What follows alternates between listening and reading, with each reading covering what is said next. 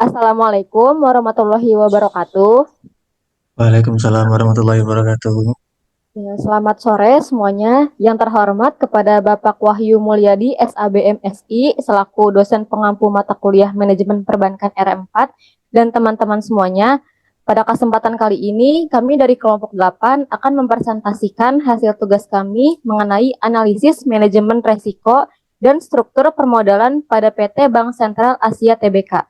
Sebelum masuk ke pembahasannya, izinkan kami untuk memperkenalkan diri. Saya sendiri Muria Laila Amanda. Saya Resti Fadila. Saya Tiara Bintang Puspita. Saya Willy Putra Bahari. Dan saya Ridwan Harisate. Oke, kita langsung masuk ke pembahasan yang pertama. Boleh di slide, next slide.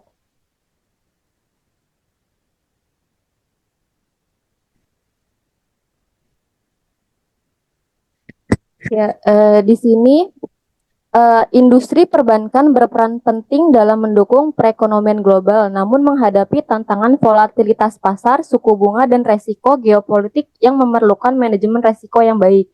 Jadi di sini kami memilih PT Bank Sentral Asia atau BCA karena sebagai salah satu bank terbesar dan paling stabil di Indonesia, BCA memberikan gambaran yang sangat baik mengenai pentingnya struktur permodalan dan manajemen resiko di industri perbankan, di mana bank memiliki peran vital dalam perekonomian mendukung kegiatan bisnis dan rumah tangga dengan menyediakan layanan seperti simpanan, pinjaman, dan investasi. Tapi di sisi lain, perkembangan teknologi membawa tantangan baru di mana BCA juga telah berinvestasi besar dalam layanan digital untuk meningkatkan kenyamanan nasabahnya. Tetapi inovasi digital ini juga meningkatkan resiko operasional keamanan siber.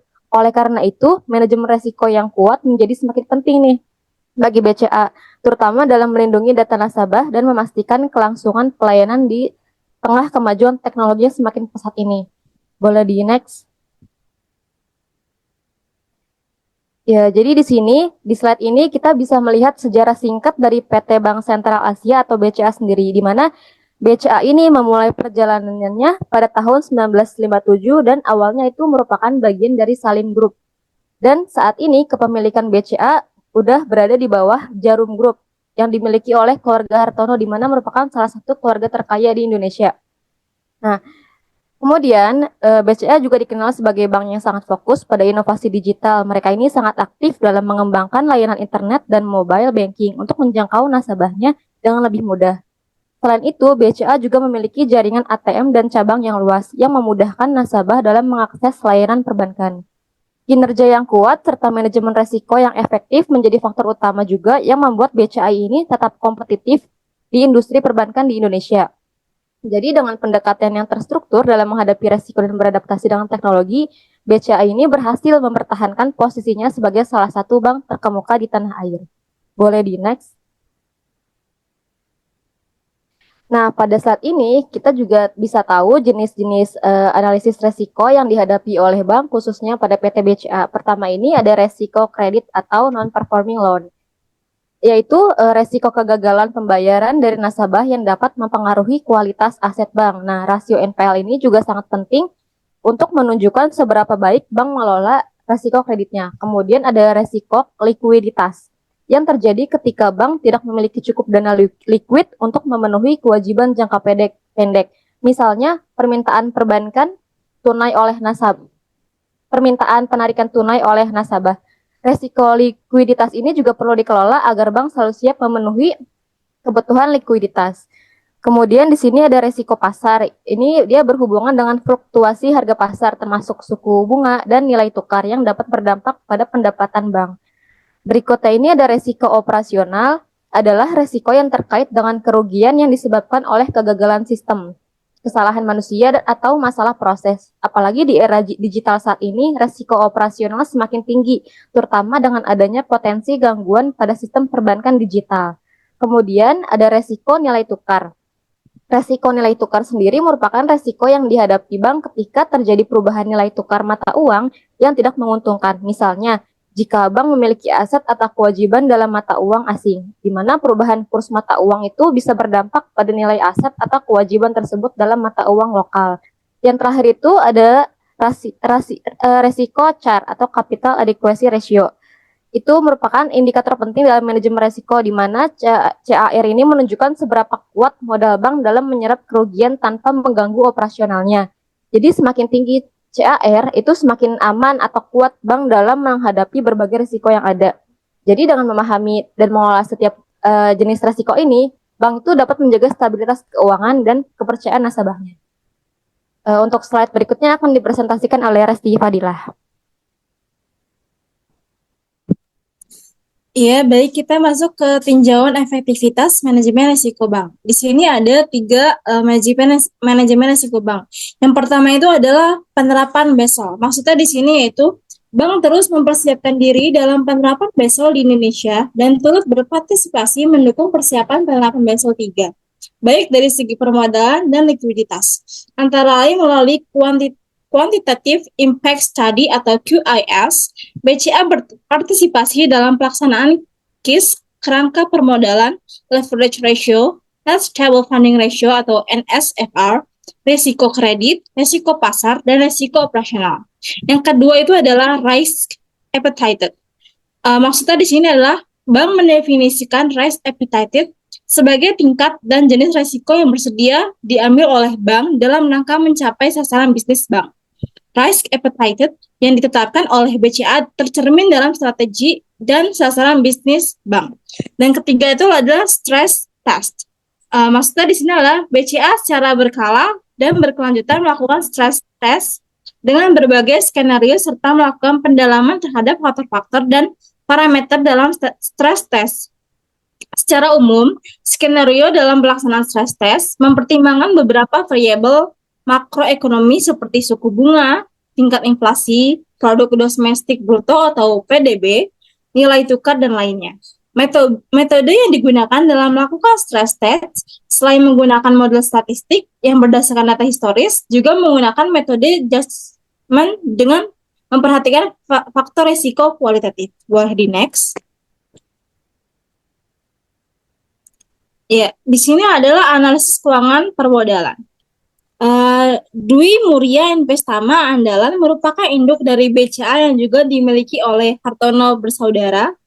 Dwi Muria Investama juga memiliki porsi saham sebesar 5% di Sarana Menara Nusantara atau Tower.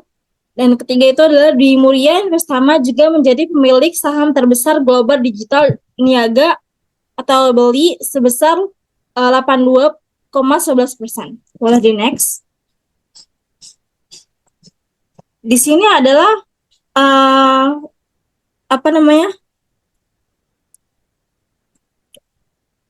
tabel Modalan. yaitu CAR, yaitu adalah Capital Adequacy Ratio.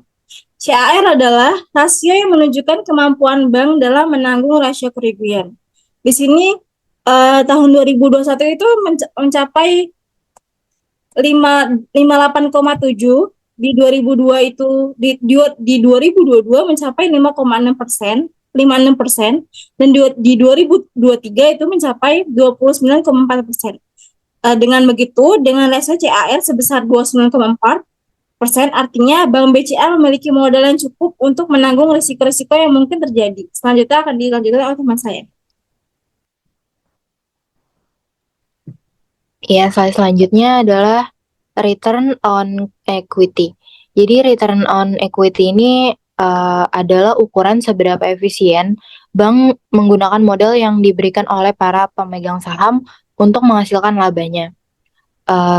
Jadi di sini ada cara menghitungnya, yaitu dengan membagi laba bersih, yaitu 47.985.574 rupiah, dengan total ekuitasnya sebesar 232.924.446 rupiah, yang menghasilkan ROE-nya sebesar 20%.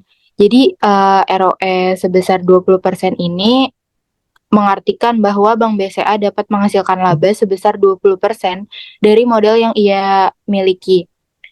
Dan hal ini menunjukkan bahwa BCA mampu memanfaatkan modalnya dengan baik untuk menghasilkan keuntungan yang tinggi. Kemudian di sini ada grafiknya, Di tahun 2021, ROE BCA ini mencapai titik 18,3%, yang artinya menunjukkan kemampuan BCA menghasilkan laba dari modal yang ada, meskipun masih moderat di tengah pemulihan ekonomi pasca pandemi COVID.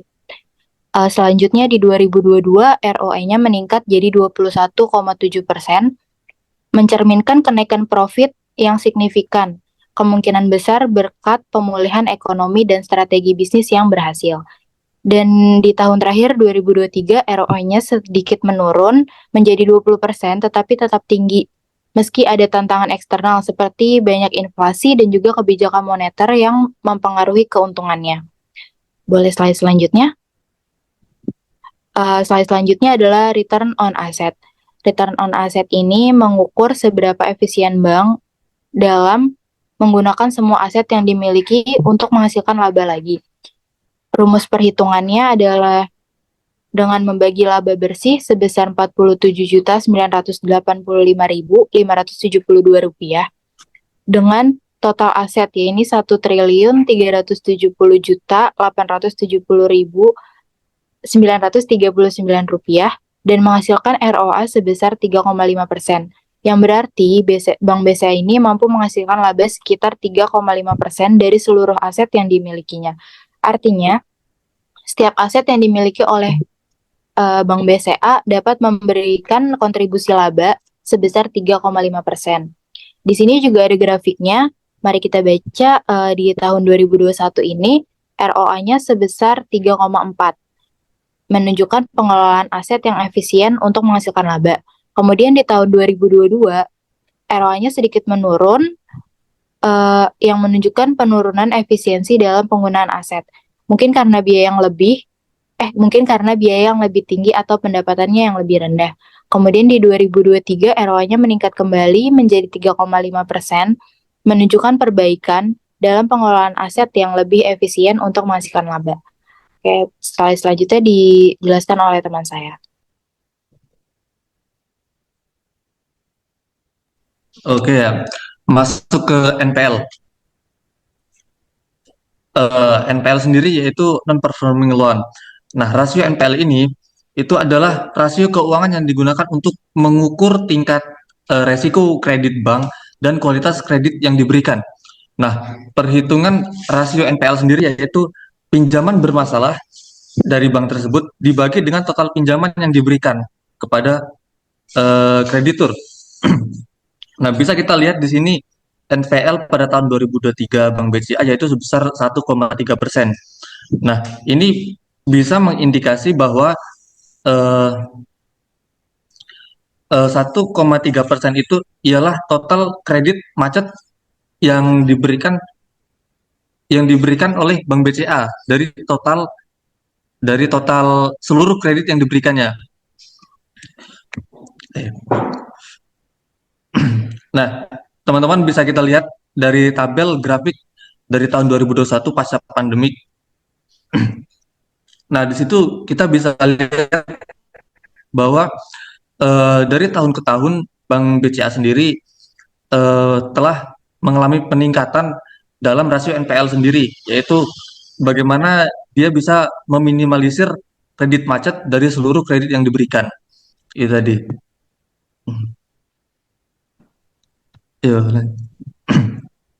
Nah, kemudian ada rasio efisiensi. Nah, rasio efisiensi adalah rasio keuangan yang digunakan untuk mengukur kemampuan perusahaan dalam menggunakan sumber daya dan asetnya untuk memaksimalkan hasil laba. Nah, perhitungannya sendiri adalah biaya operasional dibagi pendapatan operasional. Nah, di tahun 2023 ini rasio efisiensi yang keluar dari Bank BCA ialah 45%. Nah, rasio efisiensi Bank BCA sebesar 45% ini berarti bahwa bank tersebut bisa menghasilkan 45 sen untuk setiap dolar pendapatan yang mereka hasilkan dari setiap aset atau sumber daya.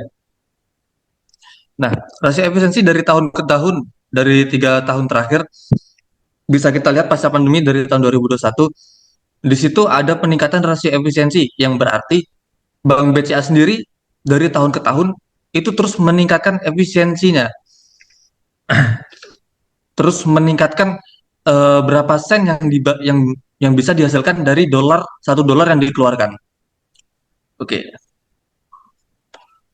Oke, selanjutnya di sini ada tabel perbandingan dari semua aspek permodalan yang telah kita bahas tadi sebelumnya. Bisa kita lihat dari yang pertama itu CAR, Capital Equity Ratio, dari tahun 2021 mengalami kenaikan sekitar 0,39% ke tahun 2022. Nah, dari tahun 2022 ada juga kenaikan sekitar 13,95% ke tahun 2023. Untuk ROE-nya, Return of Equity, dari tahun 2021 itu totalnya 18,30%, mengalami kenaikan di tahun 2022 sebesar 18,58%. Nah, selanjutnya di tahun 2023 sedikit mengalami penurunan, yaitu sekitar 7,83%. Selanjutnya, return of asset, ROA. ROA tahun 2021 ada 3,40%, yaitu mengalami penurunan sekitar 5,88% ke tahun 2022. Dan selanjutnya, dari tahun 2022 ke 2023 mengalami peningkatan lagi sekitar 9,38%. Yang keempat itu rasio efisiensi. Rasio efisiensi dari tahun 2021, Bank BCA memiliki sebesar 42%. Mengalami peningkatan di tahun 2021 42%, mengalami peningkatan ke tahun 2022 sekitar 2,38% menjadi 43%. Dan selanjutnya di tahun 23% terus mengalami peningkatan sebesar 4,65% menjadi 45%. Dan yang terakhir ada NPL, non-performing loan. Di tahun 2021 Bank BCA memiliki nilai 2,2%. Terus mengalami penurunan sekitar 22,37% menjadi 1,7% di tahun 2022. Dan selanjutnya di tahun 2023 terus mengalami penurunan sekitar 23,53% menjadi 1,3 di tahun 2023.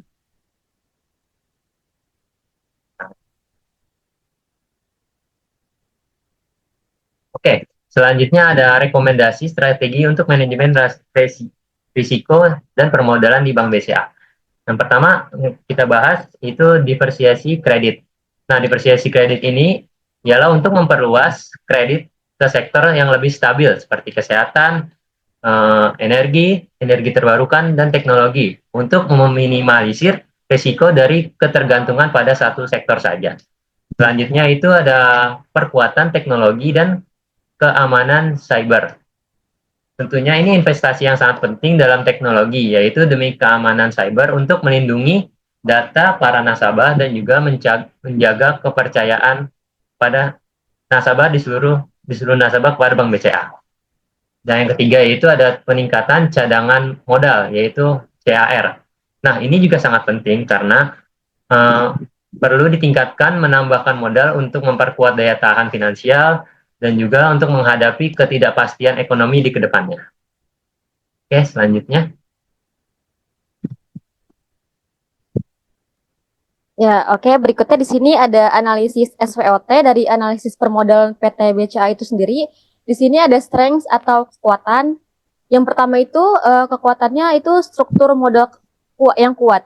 Di mana BCA memiliki rasio CAR yang tinggi yaitu 29,4%. Di mana itu menunjukkan ketahanan modal yang kuat atau yang baik untuk menghadapi resiko dan menjaga stabilitas keuangan. Yang kedua ini efisiensi operasional, di mana rasio efisiensi BCA itu sebesar 45%, yang menunjukkan bahwa bank ini mampu mengelola biaya operasionalnya secara efisien. Yang ketiga itu rasio NPL yang rendah, dengan rasio NPL sebesar 1,3% yang sudah tadi dijelaskan, BCA menunjukkan kualitas kredit yang baik dan manajemen risiko kredit yang efektif. Iya, di sini terdapat weakness-nya, yaitu adalah kelemahannya. Yang pertama itu adalah ketergantungan pada jasa, yang dimana sebagian besar likuiditas BCA berasal dari jasa, yaitu sebesar 80,3%, yang meskipun biaya bunganya rendah, berisiko juga jika ada perubahan mendadak dalam perilaku nasabah. Dan yang kedua itu adalah peningkatan biaya operasional. Maksudnya yaitu terjadi peningkatan rasio efisiensi dari 42% di tahun 2021 naik ke 45% di tahun 2023. Yang dimana yang mengindikasikan biaya operasional yang terus meningkat dan perlu dikendalikan. Selanjutnya ada opportunities atau peluang, yaitu yang pertama ekspansi layanan digital. Jadi peningkatan permintaan layanan digital ini memberikan kesempatan bagi Bank BCA untuk mengembangkan teknologi perbankan yang lebih canggih. Sehingga Bank BCA bisa dapat meningkatkan investasi dalam teknologi digital yang akhirnya akan meningkatkan efisiensi operasional dan kepuasan para nasabah. Yang kedua ada peluang diversifikasi kredit, yaitu memperluas portofolio kredit ke sektor-sektor dengan prospek pertumbuhan jangka panjang guna mengurangi resiko konsentrasi. Lalu yang ketiga, pemanfaatkan kenaikan ekonomi nasional, yakni stabilitas ekonomi Indonesia yang diproyeksikan dapat mendukung pertumbuhan kredit dan peningkatan profitabilitas melalui ekspansi bisnis yang lebih agresif. Next.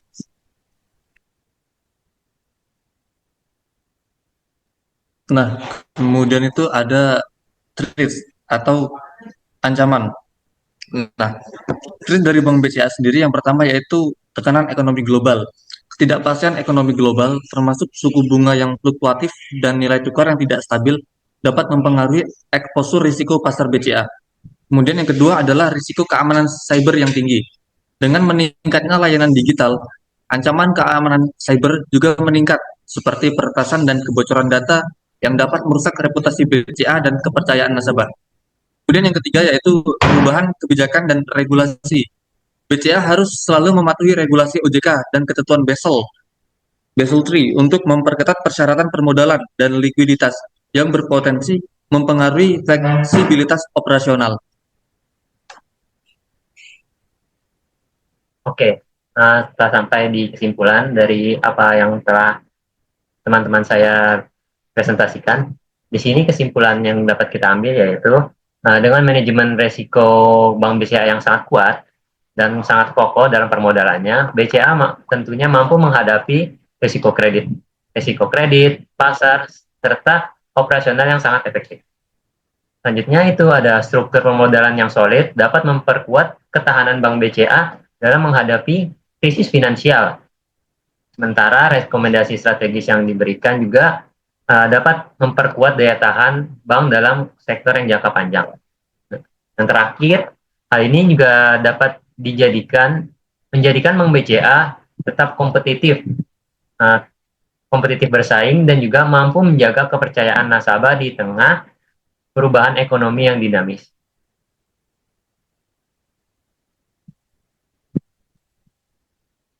Ya, demikian presentasi dari kami. Kurang lebihnya mohon maaf. Semoga dapat bermanfaat.